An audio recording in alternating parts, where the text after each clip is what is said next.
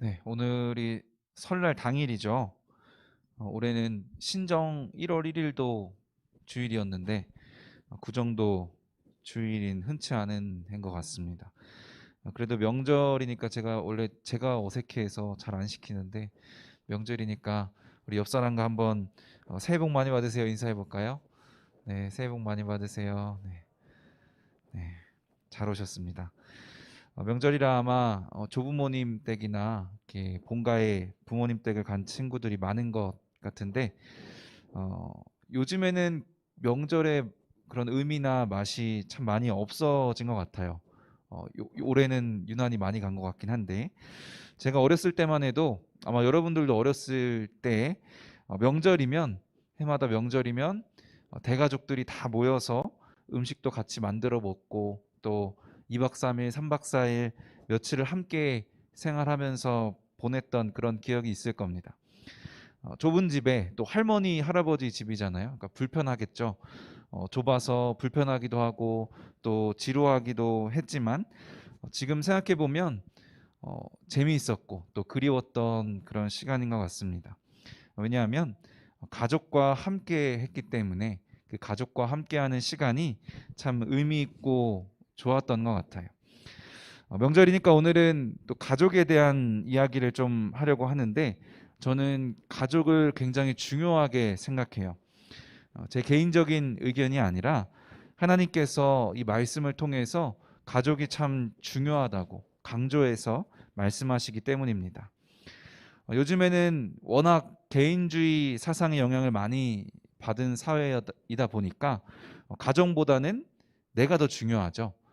내가 더 중요한 사회이기 때문에 가정이 때로는 이렇게 상대적으로 중요하게 생각되지 않는 경우가 많은데 사실 잘 생각해 보면 한 개인이 잘 건강하게 성장하기 위해서는 가정의 역할이 너무도 중요하다는 사실은 아마 아무도 부인하지 못할 겁니다.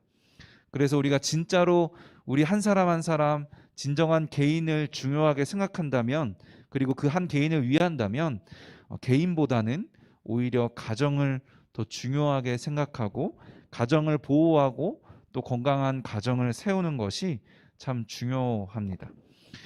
건강한 가정이 이처럼 건강한 한 개인을 만들 뿐만이 아니라 더 나아가서 우리가 이제 이 말씀을 통해서 보면 각 가정이 건강해야 우리의 교회도 건강하게 세워질 수가 있습니다. 그런데 우리는 가정하면 가족하면 혈연으로 맺어진 관계를 생각한다고 했었죠. 우리가 1월 1일 날 잠깐 나눴던 말씀인데 예수님께서는 참 가정은 혈연 관계가 아니라 영적 관계임을 분명하게 말씀하셨습니다.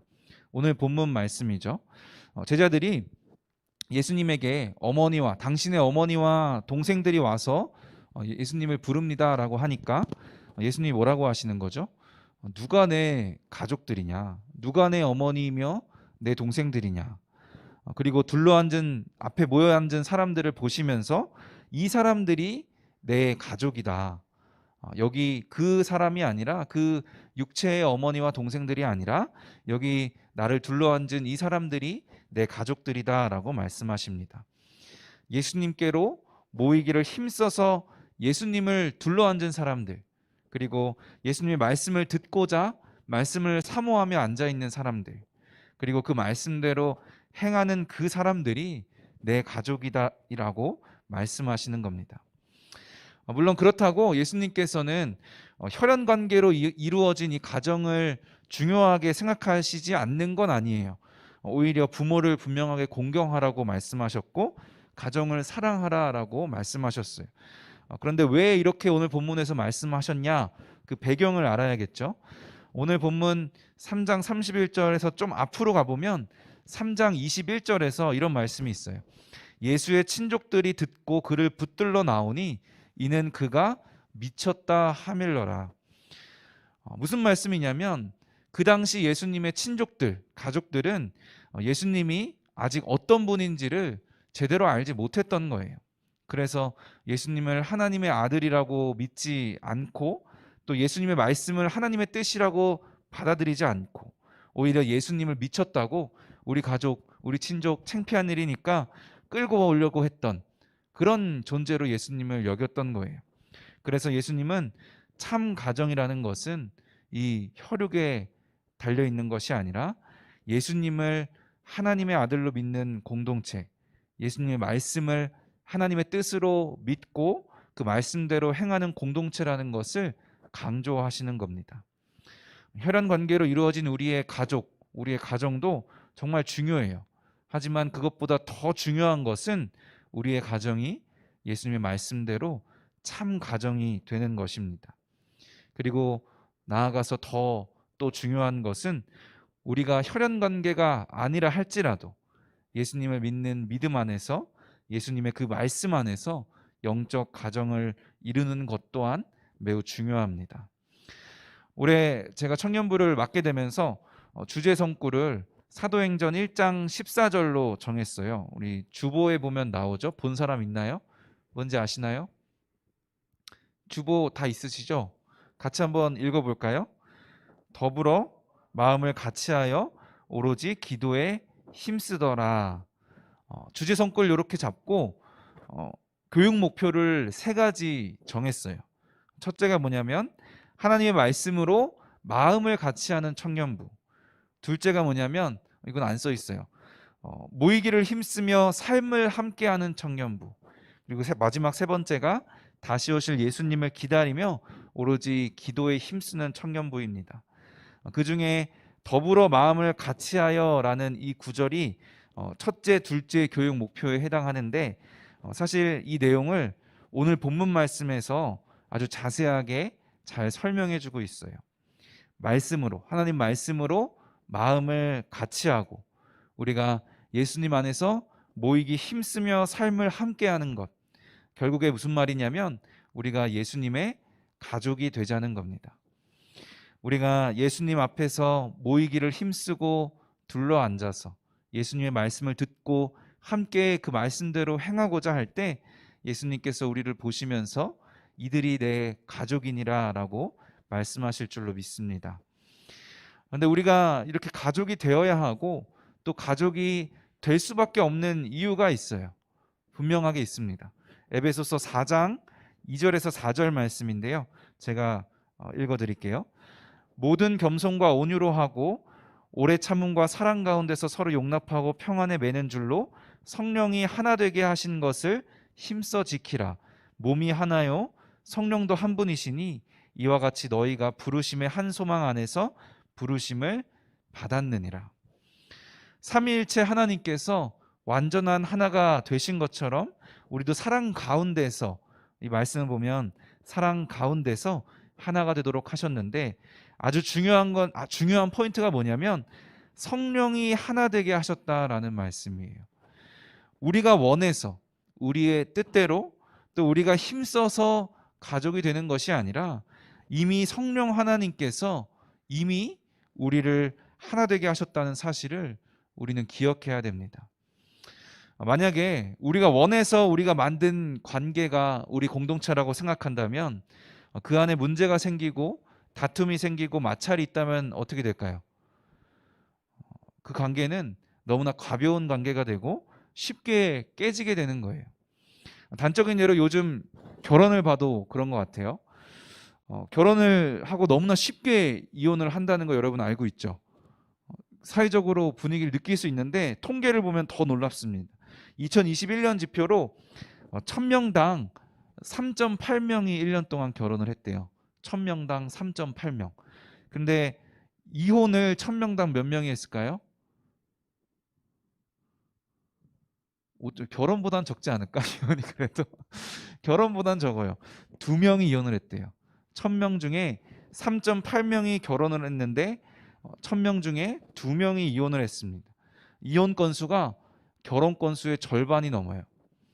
아무리 아메리칸 스타일이라고 해도 쿨하다고 해도 이거는 좋게 생각할 문제가 아닌 것 같습니다. 이 결혼을 가족이 되는 것, 부부의 연을 맺는 것이 하나님이 맺어주시는 것이 아니라 내가 선택하고 내가 만든 관계라고 생각해서 그만큼 가족의 연이, 이 부부의 연이 가벼워지는 것 같아요. 교회도 마찬가지예요. 우리가 공주중앙장로교회 청년부에 모인 것이 우리가 원해서, 우리의 뜻대로, 우리가 선택해서 모인 것이라고 생각하면 여러분, 이 관계가 어떻게 될까요? 너무나도 가벼운 관계가 되고 쉽게 깨지게 될 겁니다. 제 설교가 마음에 안 들면 너무 지루하다, 재미가 없다, 그래서 금방 다른 교회도 가고, 친구들이랑 살짝 관계가 틀어지면 다른 교회 가야지, 불편하니까. 재미가 없으면 금방 또 돌아서게 돼요. 그런데 하나님께서는 우리의 관계에 대해서 분명하게 말씀하셨어요. 성령 하나님께서 우리를 하나 되게 하셨어요. 하나님께서 우리를 하나 되게 하셨기 때문에 우리는 우리의 임의대로 이 관계를 마음대로 끊고 맺을 수가 없는 겁니다. 그리고 우리는 하나님께서 명령하신 대로 성령 하나님이 하나 되게 하신 것을 힘써 지키라라고 명령하셨기 때문에 그 말씀에 순종하여서 맺어주신 이 인연을, 우리가 하나됨을 힘써 지켜야 합니다. 이 에베소서 4장 2절에서 4절 말씀처럼 모든 겸손과 온유로 오래 참음과 사랑 가운데서 서로 용납하고 평안에 매는 줄로 우리의 하나됨을, 이 예수 그리스도의 가정을 힘써 지키는 저와 여러분들 되기를 주님의 이름으로 축원합니다. 그렇다면 성령 하나님께서 우리를 이렇게 하나 되게 하신 것, 우리가 예수님의 가족이 되게 하신 이유가 도대체 무엇일까? 성도의 하나됨을 강조하는 이 에베소서 4장 말씀을 보면 그 답을 찾을 수가 있어요. 4장 12절에서 뭐라고 말씀하냐면, 이는 성도를 온전하게 하여 봉사의 일을 하게 하며 그리스도의 몸을 세우려 하심이라 라고 말씀합니다. 성도를 온전하게 하고요, 그리스도의 몸을 세우려 한다고 말씀하시는 거예요. 예수님의 가족이 되게 하신 이유 첫 번째는 그리스도의 몸을 세우기 위해서입니다. 그리스도의 몸이 뭐죠? 들은 적 있죠, 그죠? 교회죠. 우리 이 교회를 세우기 위해서 우리를 하나 되게 하셨다는 거예요. 그래서 우리의 신앙생활은요, 교회를 떠나서 있을 수 있는 게 아닙니다. 종종 우리가 그런 사람들을 볼 수 있어요. 나는 예수님을 믿어요. 그런데 교회 가는 건 싫어요. 왜냐하면 휴일에 교회에서 시간을 보내는 게 너무 아깝고, 교회 가면 부담만 주고 자꾸 불편한데 어울리라고 하고, 또 어울리다 보면 그 관계 속에서 감정 소모하고 또 마찰이 생기는 게 너무 피곤하고 싫어서, 또 사람한테 실망하는 게 싫어서 예수님만 믿으면 되는 거 아니냐, 굳이 교회를 갈 필요 없다라고 얘기합니다. 사실 맞는 말이기도 한데 틀린 말이기도 해요. 뭐가 맞냐면, 구원에 대해서는 예수님만 믿으면 된다고 하셨어요. 구원을 받는 문제에 대해선 하나님께 달려있는 거니까, 그가 예수님을 진정 믿는다고 말한다면, 고백한다면 제가 판단할 수 없겠죠. 근데 맞기도 하지만 틀린 부분이 뭐냐면, 말씀에서 예수님의 몸이 어디라고 했죠? 예수님의 몸이 교회라고 분명하게 말씀을 하시는데, 성령 하나님이 우리 믿는 자들을 하나 되도록 하셨다고 하는데, 이 예수님의 몸을 떠나서, 성령 하나님의 하나 되게 하심을 떠나서 어떻게 예수님을 바르게 진정으로 믿을 수 있을까요? 교회가 물론 문제가 많죠. 우리 다 죄인들이잖아요, 그죠? 죄인들이기에 죄인들의 모임이기 때문에 교회에는 문제가 참 많습니다. 그런데 우리가 문제가 많다 할지라도 죄인들을 부르시고 하나 되게 하셔서 예수 그리스도의 몸된 이 교회를 세우는 것이 하나님의 뜻이기 때문에 우리는 교회가 되어야 합니다. 더욱더 모이기 힘쓰고 힘들지라도 사랑으로 서로 용납하면서 하나 되기 위해서 성령 하나님이 하나 되게 하신 것을 지키기 더욱 힘써야 되는 줄로 믿습니다. 그런데 그리스도의 몸을 세우는데 아주 중요한 사실이 하나 있어요. 그게 뭐냐면, 우리가 하나 된다고 해서 우리가 다 똑같은 존재가 아니라는 거예요. 우리가 하나 되기 위해서 다 서로 비슷하면 얼마나 좋을까요? 좀 더 쉽겠죠? 성격이 너무 잘 맞아. 취미도 비슷해서 늘 같은 걸 하면서 살 수 있어요. 그리고 성향도 잘 맞아서 서로 잘 이해하고 적응하기 쉽다면 우리가 하나 되는 데 훨씬 더 수월할 텐데, 우리가 그런가요? 우리는 얼마나 다른지 모릅니다. 정확하게 말하면 우리는 예수님 믿는 거 빼고는 다 다를 거예요, 아마. 고린도전서에서는 이에 대해서 이렇게 말씀하셨어요. 12장 말씀인데요. 몸은 한 지체뿐만 아니요 여럿이니 만일 발이 이르되 나는 손이 아니니 몸에 붙지 아니하였다 할지라도 이로써 몸에 붙지 아니한 것이 아니요 또 귀가 이르되 나는 눈이 아니니 몸에 붙지 아니하였다 할지라도 이로써 몸이 붙지 아니한 것이 아니니 만일 온몸이 눈이면 듣는 곳은 어디며 온몸이 듣는 곳이면 냄새 맡는 곳은 어디냐. 그러나 이제 하나님이 그 원하시는 대로 지체를 각각 몸에 두셨으니 만일 다 한 지체뿐이면 몸은 어디냐. 이제 지체는 많으나 몸은 하나라. 죄송한데 온풍기 좀 꺼주실래요? 안 춥죠? 추우신 분 계세요? 제가 목이 너무 톡톡 막혀서. 이 말이 무슨 말씀이냐면요. 손과 발과 귀와 눈이 다 다르잖아요. 근데 발이 나는 손과 다르게 생겼으니까 나는 손이랑 종류가 달라. 한 몸이 아니야 라고 한다고 해서 한 몸이 아닌가요? 그렇지가 않죠. 귀가 눈이 다르다고 해서 서로 다른 몸에 붙은 게 아닌 것처럼 우리가 옆 사람과 다른 건 당연한 거고 다르다고 해서 우리가 한 몸이 아니라는 사실은 한 몸이 아니라고 말할 수 없다라는 사실입니다.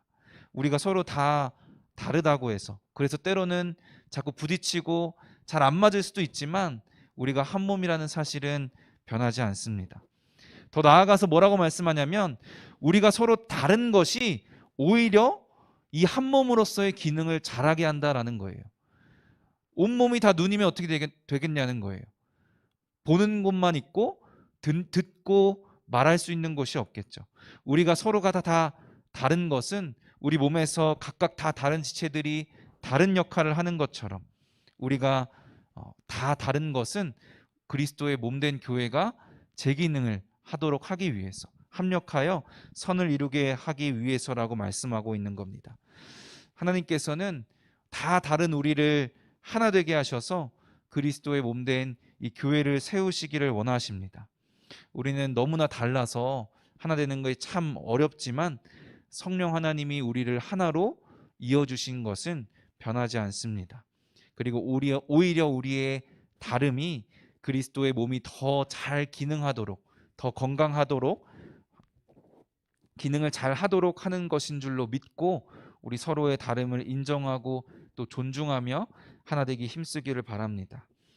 교회를 세우고자 하시는 그 하나님의 뜻대로 우리가 더욱 힘써 하나됨을 지키고 예수님의 가족이 될 때 예수님의 몸이 건강하게 잘 기능하게 됩니다.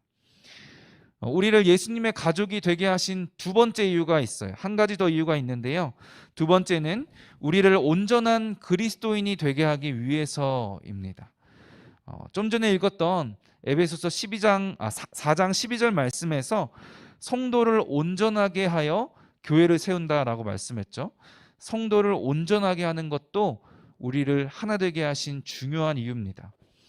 우리가 하나 되어 예수님의 가족이 된다는 것은 우리가 그리스도인으로서 온전하게 되기 위한 유일한 길이에요. 예수님의 몸을 떠나서 예수님을 바르게 잘 믿을 수 없다라고 말했었죠. 마찬가지로 예수님의 몸을 떠나서는 우리가 그리스도인으로서 성숙할 수가 없어요. 잘할 수가 없어요. 물론 믿음에 있어서 혼자 기도하고 또 혼자 묵상하는 그리고 하나님과 혼자 관계를 갖는 그 시간이 매우 중요하고 필요합니다. 그러나 궁극적으로 우리가 잘하고 성숙하기 위해서는 혼자만 하는 것이 아니라 가족과 함께 나눌 때, 함께 할 때 그것이 가능하게 된다는 거예요. 에베소서 4장 16절에서 이렇게 말씀했어요. 그에게서 온몸이 각 마디를 통하여 도움을 받음으로 연결되고 결합되어 각 지체의 분량대로 역사하여. 이게 무슨 말씀이냐면 우리가 온전하게 자라날 수 있는 것, 성숙할 수 있는 방법은 우리 스스로 할 수 있는 게 아니라 예수님이 주신 능력으로 하는 거잖아요. 근데 그 능력이 어떻게 되냐면 예수님의 몸, 예수님이 머리 대신 그 몸으로 우리가 있을 때 그 예수님의 능력이 온몸의 각 마디를 통해서 도움을 받는다라고 말씀하고 있는 거예요. 그래서 우리가 예수님의 몸된 교회 안에 없는다면 예수님의 능력을 받을 방법이 있어요, 없어요? 없다는 거예요. 예수님의 방법은 우리가 예수님의 몸된 교회 안에 있을 때 각 마디를 통하여, 각 마디가 다 지체드릴 거 아니에요.